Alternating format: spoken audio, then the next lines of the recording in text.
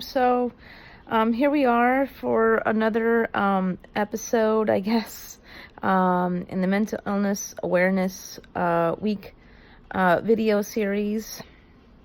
Just so y'all know, I said it before that I really have zero personal gains I'm looking for when doing these videos. YouTube is putting these videos on yellow, which means it's not suitable for most advertisers. So I'm really, like I said, I really truly meant it when I said that I had zero personal gains. YouTube made that choice, that part for me, but I never came on YouTube to strike it rich. So anyway, so where we left off, we were talking about, me not feeling, really great about myself in high school and early years. I still have that struggle even now. Sometimes I just look at myself and I say, damn girl, you ugly. Because I've been told that since I was 6. And especially when it's getting closer to my birthday. I hate my birthday simply because I just don't like it. So anyways, we talked about, how I felt that way. And, high school, I was starting to come around and finding myself, but I was not really, I was still awkward, and people just thought of me as that cute girl, the cute girl. I was like a mascot or something, So that's how I was treated, as a mascot. I did plan my high school prom, and not one person wanted to go with me. I didn't take it like personally or anything like that, but it would have been nice to have had that experience. But I had a great time either way, and it was definitely awesome because I planned it and everybody enjoyed it. It was a school that didn't have these things before, and it was just awesome in that sense. But, I wanted to date. Everybody else was doing it. I know the whole saying, because everybody else is doing it, that doesn't mean you have to do it. But I guess you just want to, Do you really want to live life alone? I'm struggling with that feeling right now, is whether or not, am I meant to stay to myself, or am I meant to find somebody else? I don't know. So the one thing that, I led to after high school was online dating, because my mom was very protective of me, or sheltering rather, smothering, whatever term works well here. I wasn't really allowed to date until I was 18, but even then, even at 18, no one really was picking up on me. I worked at a makeup packaging plant, not program. I worked for Estee Lauder. We packaged Estee Lauder products. I ended up having to go to a mental health day treatment because, I was struggling after high school. My family wasn't really financially secure to send me to college. Although my guidance counselor really gave me and my family bad information and bad advice. We were talked into sending me to a technical program where I took a animal science class. I didn't want to take an animal science class. I really wanted to take drama or TV production. As you can see, I'm here on YouTube, so I do enjoy doing these kinds of things. I guess I am doing my own TV production now, but I was promised that I would take this class and I would, be a dog groomer. I work at a vet's office or something like that. I guess, the guidance counselor was just trying to find an easy way to place the students, because she just wasn't really equipped to properly, give advice. I was not allowed to take the SATs at the school. She only picked, certain people to take it. And she told my family that if I had gone to this technical program, that I would not require college education, which was a complete and utter lie. You know, I took this class for 2 years after high school. I did really well in the class. I mean, I was an A+ student. I passed, but after that, it was hard finding work because my certificate said animal science, and it didn't say veterinary assistant, and it didn't say this, it didn't say that.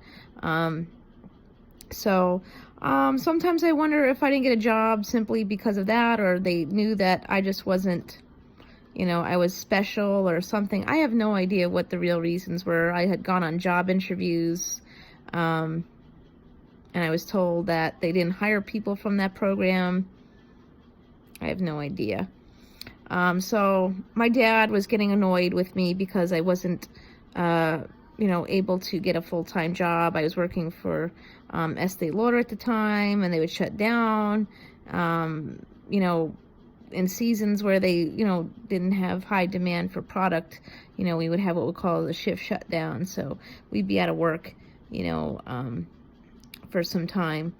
And then, you know, I'd kind of sit around doing nothing, or I would go to the day program instead and, you know, do that. My dad had very high expectations of us having full-time jobs, and I just wasn't able to do that. It was not a choice. I mean, I looked for other employment, and I'm not sure. Sometimes I really do think that society is not into hiring people who they think are special or able to carry out a full-time job. So I didn't get a full-time job, and I started talking to men online. When I was in high school, I started talking to a man named Tom. Tom became very important in my life back then. He was from Pennsylvania. We started talking at the age of 16. This guy was pretty much my world. We talked online, we talked on the phone. Me and my dad had a blowout at one time, and I thought my dad said that, you know, he didn't want me to live there anymore, and, you know how kids are, you know, they hear one thing and people say something else. But that's the amazing thing about communication, is that communication goes 3 ways: what you said, what was heard, and, you know, all that stuff. So Tom's family actually was cleaning out a room for me to live there. And then when my family found out, they were really upset.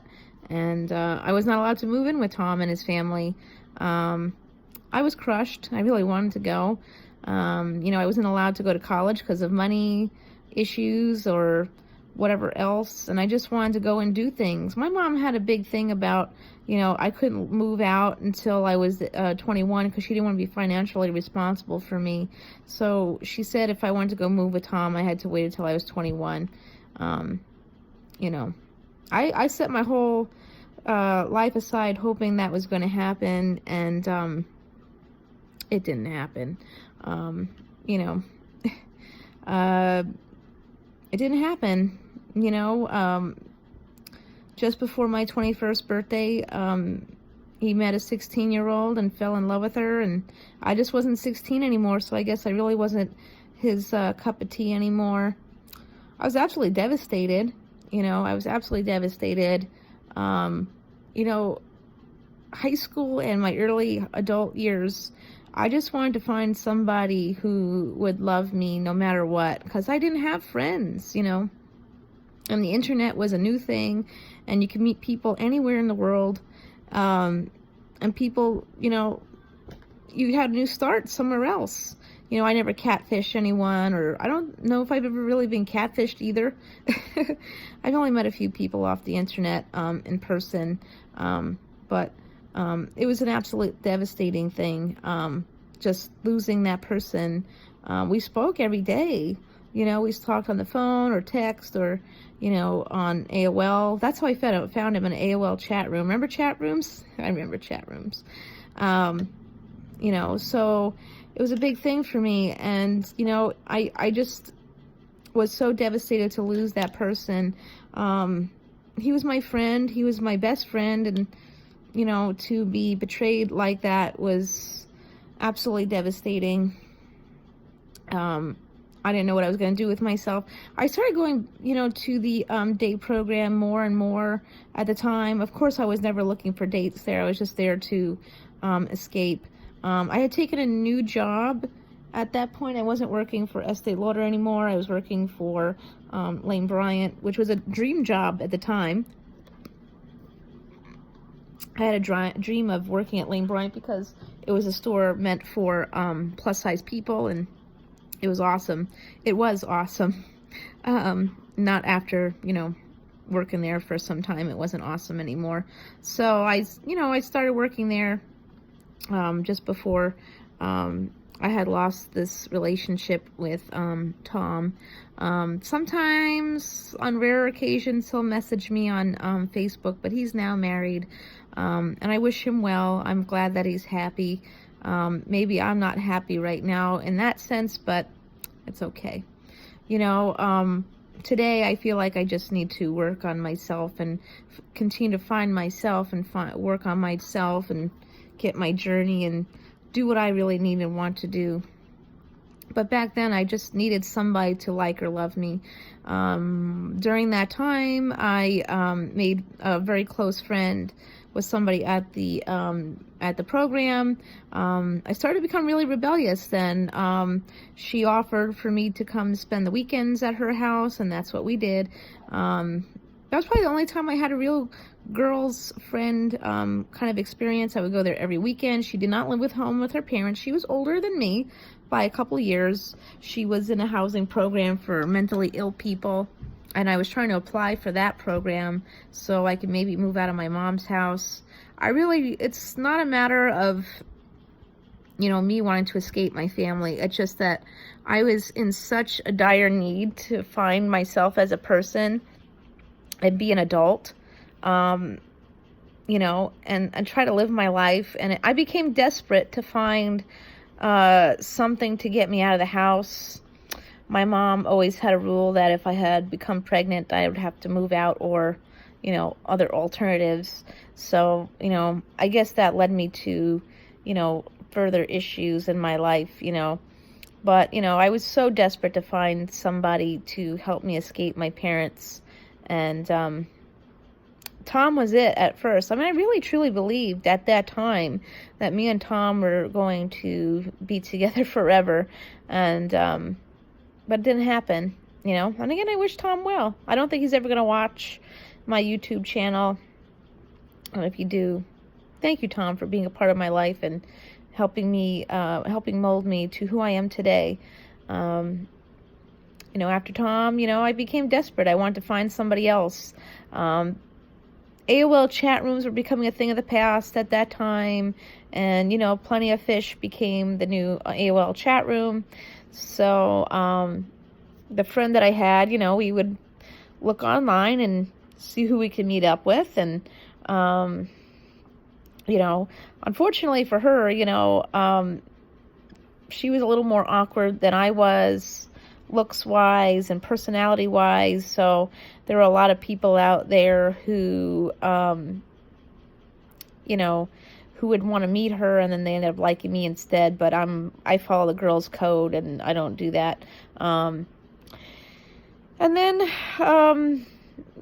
Christmas Eve of 2006. Christmas Eve of 2006, the kid's dad had messaged me on Plenty of Fish, and I thought, wow, this is magical.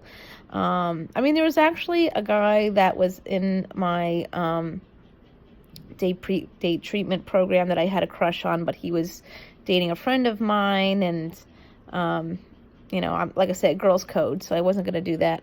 They did end up breaking up, but I, didn't do that. At that point, I was just willing to accept any offer. That's the sad part is I was willing to accept any offer from any guy, and I didn't really think of it, But, we're going to talk about that tomorrow, is the kid's dad and how that worked out. But, this is a big thing for me, is that I still feel the need and want to be loved and accepted by people.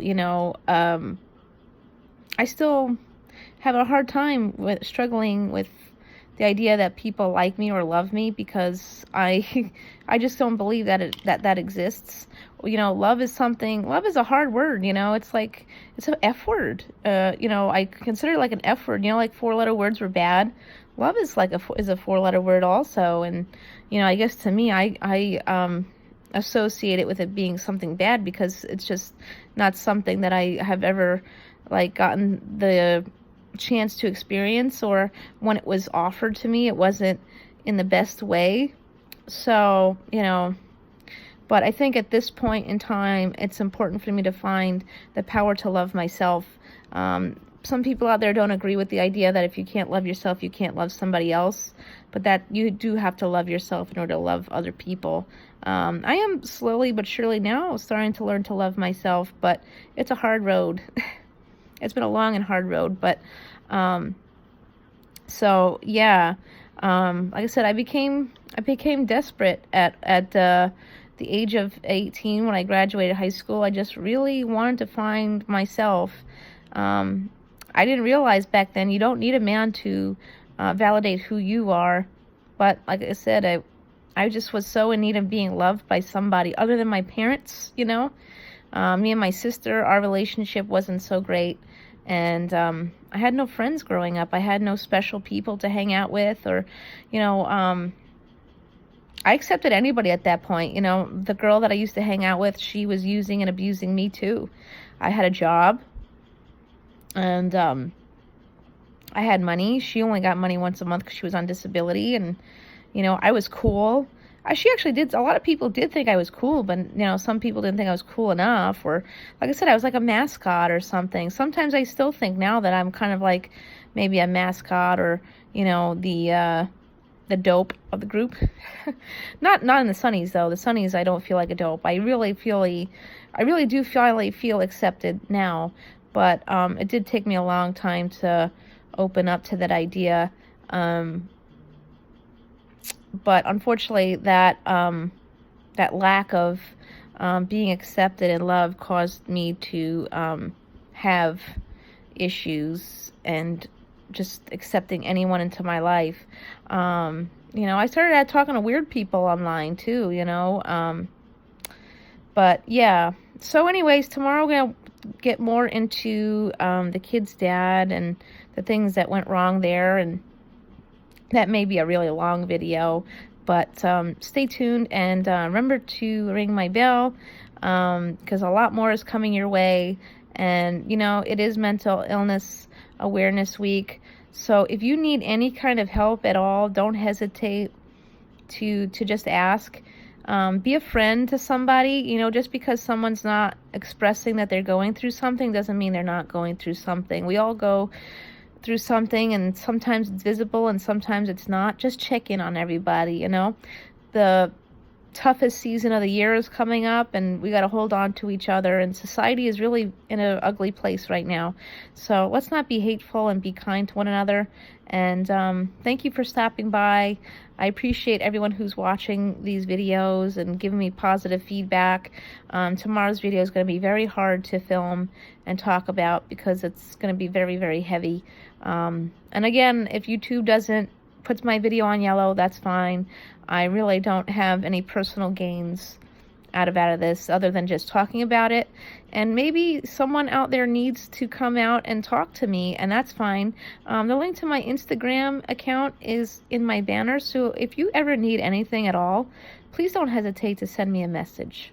All right, guys, thank you so much. Bye, guys.